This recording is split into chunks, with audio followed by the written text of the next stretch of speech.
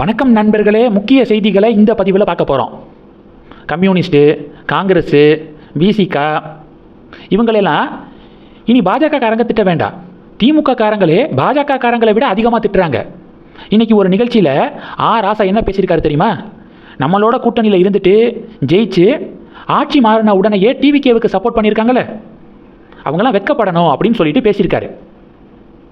இதற்கு வன்னி அரசு என்ன பதில் கொடுத்துருக்காருன்னா, சமீப காலமாக ராசா மனப்பிறழ்வு நோயால் பாதிக்கப்பட்டிருக்காரு.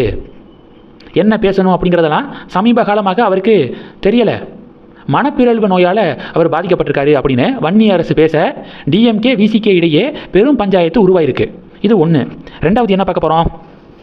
ரெண்டாவது, நேற்று பணி நியமன ஆணையை சிஎம் விஜய் வழங்கினார்ல நிறையா இளைஞர்களுக்கு.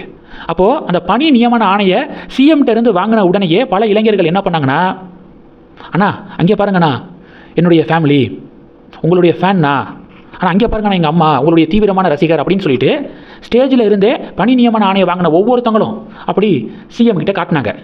சிஎம் உடனே அவங்கள பார்த்து கை காட்டுறது, பிளெயின் கிஸ் கொடுக்கறது, இதெல்லாம் பண்ணார். இந்த வீடியோவை டிவிகே காரங்க ஷேர் பண்ணி பிஜிஎம்லாம் போட்டுக்கிருக்காங்க. உடனே பி த லீடர்ஸ் இயக்கத்தை சேர்ந்தவர்கள், கொஞ்சம் பொறுங்க பாசு, நேற்று 24ஆம் தேதி சரியாக 10 நாளைக்கு முன்பாக 13ஆம் தேதி பார்க் இன்ஸ்டிடியூஷனுடைய கான்வெகேஷன் நடந்துச்சு, பட்டமளிப்பு விழா. அதில் சிறப்பு விருந்தினராக அண்ணன் அண்ணாமலை கலந்துக்கிட்டார். அப்போது அண்ணன்கிட்ட இந்த பட்டத்தை வாங்கினாங்கள்ல, அவங்க எல்லாமே எவ்வளவு பேர் இப்போ சிஎம் விஜய் கிட்ட அண்ணா அங்கே பாருங்கள் எங்கள் வீட்டு ஃபேமிலி கை காட்டுங்கண்ணா அப்படின்னு சொன்னதை 10 நாளைக்கு முன்னாடியே அண்ணன்கிட்ட பட்டம் வாங்கினவங்க சொல்லியிருக்காங்க. அண்ணன் ஒவ்வொருத்தங்கள்ட்டையும் கை காட்டி ஸ்டேஜில் இருந்துக்கிட்டே பண்ணியிருக்காரு பாருங்க. பார்த்தீங்களா? 10 நாளைக்கு முன்னாடியே எங்கள் அண்ணன் பண்ணிட்டாரு, உங்கள் அண்ணன் பண்ணதை அப்படின்னு வி த லீடர்ஸ் இயக்கத்தை சேர்ந்தவர்கள் ஃபயர் விடுறாங்க. தூரமாக நின்று திமுக அதிமுக இதை வேடிக்கை பார்த்துட்டு இருக்காங்க, இவங்க 2 பேரும் சண்டை போடுறத. ஒட்டுமொத்த இளைஞர்களுடைய ஆதரவு இப்போ 2 பாகமாக பிரியுது. ஒன்று சிஎம் விஜய்க்கு சப்போர்ட்டு, இன்னொன்று அண்ணாமலைக்கு சப்போர்ட்டு. இளைஞர்களுடைய ஆதரவு இந்த 2 பேருக்கு தான் இருக்குது. உதயநிதி ஸ்டாலின்லாம் போட்டியிலே இல்லை அப்படிங்கிறதான் கலை யதார்த்தமாக இருக்குது. பொறுத்திருந்து பார்க்கலாம். இது 2. மூணாவது என்ன பார்க்க போகிறோம்? சென்னை உயர்நீதிமன்றத்துடைய அட்வொகேட்டு ஹரிஷ் பர்வதம் அப்படிங்கிறவர் தான் வி த லீடர்ஸ் இயக்கத்துடைய அஃபிஷியல் ஸ்போக்ஸ் பர்சன் அப்படின்னு தகவல் வருது அப்படின்னு நம்ம சொல்லியிருந்தோம்ல.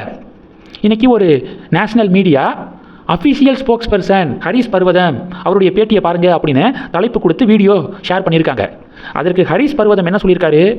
நான் வி த லீடர்ஸ் இயக்கத்துடைய அதிகாரப்பூர்வ செய்தி தொடர்பாளர் இல்லை, நான் அஃபிஷியல் ஸ்போக்ஸ் பர்சன் கிடையாது அப்படின்னு இப்போது விளக்கம் கொடுத்துருக்காரு.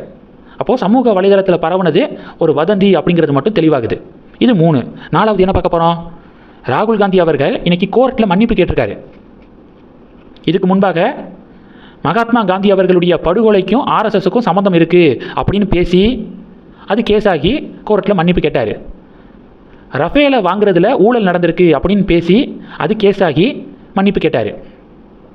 அந்த வரிசையில் இப்போ பார்த்தீங்கன்னா சிவராஜ் சிங் சௌகான் இருக்கார்ல, மத்திய அமைச்சர், அவருடைய பையன் தொடர்ந்த டிஃபமேஷன் கேஸில் ராகுல் காந்தி தரப்பு மன்னிப்பு கேட்டிருக்காங்க போபால் நீதிமன்றத்தில்.